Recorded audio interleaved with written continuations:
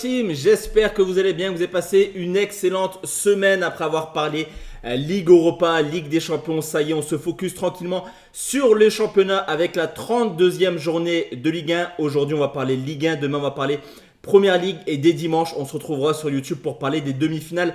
Retour de la Ligue des Champions où le Bayern et le Real ont fait match nul et où le Paris Saint-Germain s'est incliné 1-0 du côté de Dortmund. Juste avant ça, n'oublie pas le petit like et si tu as encore plus d'avis, surtout ce week-end, on le sait généralement le week-end, j'envoie pas mal de pronostics sur mon groupe public Telegram. Et ben écoute, n'hésite plus à nous rejoindre, le lien est tout simplement en commentaire épinglé et le match entre Lille et Lyon qui se jouera lundi sera en exclusivité sur mon groupe public. Donc n'hésite plus, le lien comme je te l'ai dit, il est juste en dessous.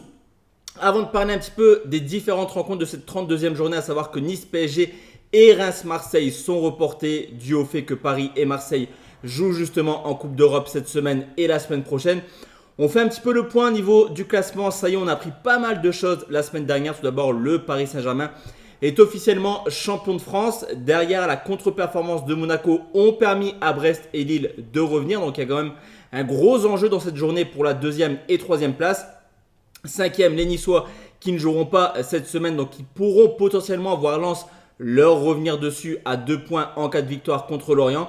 Pour la 7e place qui peut-être sera qualificative pour la Ligue Europa Conférence si Paris remporte la Coupe de France, et bien écoutez, il y a quand même une nouvelle équipe, on va dire, qui s'est mise dans cette course à la 7e place, tout simplement les Toulousains avec 40 points. Donc Marseille, Lyon, Rennes, Toulouse, 4 équipes en 4 points. Et derrière, ça commence un petit peu à se décanter. On l'a vu, Montpellier et Strasbourg, c'est fait.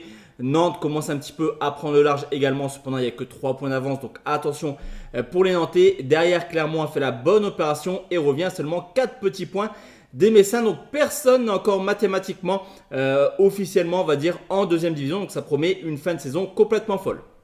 On commence avec Toulouse qui reçoit Montpellier. Justement, ces deux clubs qui étaient longtemps concernés par le maintien sont tout simplement sortis un petit peu la tête de l'eau et commencent un petit peu à rêver d'autres choses, surtout du côté toulousain qui, comme je te l'ai dit, mine de rien, est seulement à 4 points de la 4e place. Il y a possibilité d'aller faire quelque chose quand on voit que Marseille est focus sur l'Europa League, que Lyon va commencer à penser à sa finale de Coupe de France et que Rennes ne met plus un pied devant l'autre. Pourquoi pas voir les Toulousains doubler tout le monde en fin de saison. Cependant, attention car on le sait, Montpellier, c'est une équipe quand même assez coriace à l'extérieur. 6 victoires hors de leur base, mieux que Lille, Lens ou Rennes. On le sait également, les Toulousains sont plus à l'aise à l'extérieur qu'à domicile. Donc sur ce coup, entre une équipe de Toulouse qui voudra à coup sûr s'imposer pour essayer d'aller chercher cette 7e place et une équipe de Montpellier à l'aise à l'extérieur et qui n'a plus aucune crainte au niveau du classement, et tout simplement partir sur les deux équipes marques cotées à 1,52. Lens contre Lorient, ça ressemble clairement à une finale. Cette rencontre pour Lens, l'objectif Ligue des Champions est totalement terminé. Pourquoi pas aller chercher la 5e place, 5 points de retard sur les Niçois. Pour Lorient, c'est une toute autre histoire. Un 17e du classement en 4 défaites. Il pourrait être mathématiquement relégué en 2e division si le Havre et Metz s'imposent au vu de la différence de but de Lorient. Ça paraît quand même assez probable cette situation.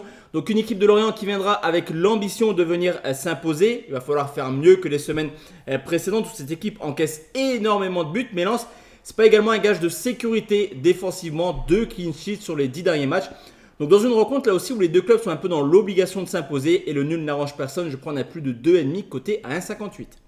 Le Havre contre Strasbourg avant une fin de saison complètement chaude et de jouer Nice et l'Olympique de Marseille. Les Havrais seraient bien inspirés de prendre les 3 points à domicile contre une équipe de Strasbourg qui, comme je te l'ai dit, n'a plus rien à craindre cette saison. 7 points d'avance sur les Messins. Logiquement, ça passe sans aucun souci. Une équipe du Havre qui, après un début d'année complètement dingue, c'est un petit peu éteint en 2024. Une seule petite victoire sur les 10 derniers matchs. Mais on l'a vu, il y avait des choses positives quand même montrées contre le Paris Saint-Germain. Au contraire de Strasbourg qui ne met pas là aussi un pied devant l'autre à l'extérieur.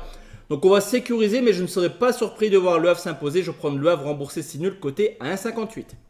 Monaco contre Clermont, défait contre Lyon le week-end dernier. Monaco a fait la très mauvaise opération de la semaine. C'est vrai que la victoire contre Lille en milieu de semaine dernière avait été plutôt bénéfique dans la course à la Ligue des Champions. Cette défaite contre Lyon redistribue un petit peu les cartes. 58 points pour Monaco, 56 pour Brest, 55 pour le LOSC. Tu l'auras compris, victoire obligatoire pour les Monégasques. Et c'est exactement la même chose pour les Clermontois qui comptent 4 points de retard sur Metz. Là aussi, le point du match nul n'arrange pas du tout Clermont. Mais est-ce que Clermont a la capacité de venir s'imposer du côté de Monaco? Perso, j'y crois pas. D'ailleurs, sur les 5 rencontres en Ligue 1 depuis que Clermont est remonté, la donne est simple. 0 victoire pour les Clermontois et 14 buts encaissés. Donc pour moi, ce sera une victoire de Monaco et au moins 3 buts dans le match côté 1,63.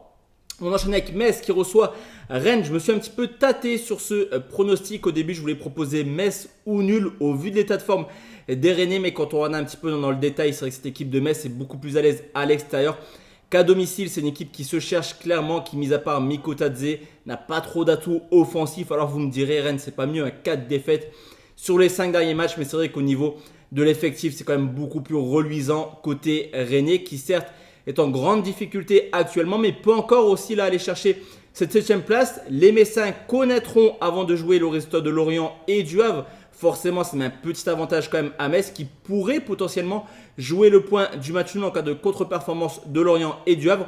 Donc je vais prendre un nul remboursé tout de même si Rennes, dans le sens où Rennes réussit plutôt bien à Metz historiquement. C'est coté à 1,77. Et enfin, la dernière rencontre, c'est Brest qui reçoit les Nantais. Ça y est, Brest est officiellement qualifié pour l'Europe. Quoi qu'il arrive, au pire des cas, ça jouera la Ligue Europa Conférence. Forcément, l'objectif des Brestois, c'est d'aller en Ligue des Champions. Pourquoi pas terminer à la 2e ou 3e place pour s'éviter les barrages qui sont jamais évidents pour les clubs français et encore plus pour Brest. Une équipe de Brest qui a été vraiment magnifique la semaine passée du côté de Rennes en s'imposant 5 buts à 4. Une équipe qui mérite clairement sa place en Ligue des Champions. N'en déplaise à certaines personnes, c'est la vérité du terrain qui parle, messieurs, dames. De son côté, Nantes réussit également une très très belle saison 2024 à l'extérieur. Cependant, le seul réel test, c'était à Marseille pour une défaite sur le score de 2 buts à 0. Et au bout d'un moment, il va falloir se rendre à l'évidence. Brest ira en Ligue des Champions et Brest est très sérieux à domicile. Donc la cote à 1,68. Je la trouve très très belle sur ce coup et ce sera mon dernier pronostic dans le sens où Lille-Lyon, comme je te l'ai dit, sera sur mon groupe public. Excellente soirée à tous et à toutes et on se retrouve demain sur les coups de 17h ou midi plutôt car le premier match c'est demain soir, demain à midi pour parler Première Ligue. Très bonne soirée à tous et à toutes. Ciao ciao la team.